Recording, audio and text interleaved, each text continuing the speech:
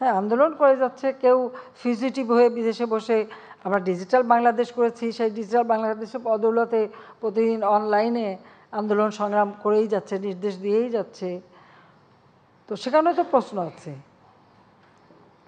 এখন যারা আন্দোলন করে করুক, সেটা তো আমরা তো বাধা দিচ্ছি না।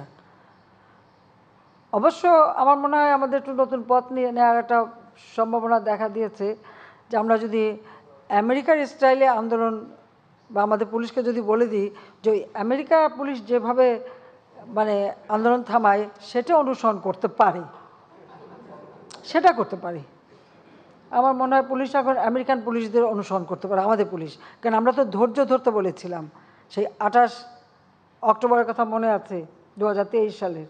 আমি তো বলছিলাম পুলিশকে ধৈর্য ধরতে, যে তাদেরকে পিটিয়ে হত্যা করেছে, মারছে, এবং সেই সাথে তাদের হাসপাতালে আক্রমণ, গাড়ি পোড়ানো। কাজেই আমার মনে হয় এখন আমাদের পুলিশ কিন্তু মানে আমেরিকান স্টাইলে আন্দোলন দমানোর ব্যবস্থাটা নিতে পারে।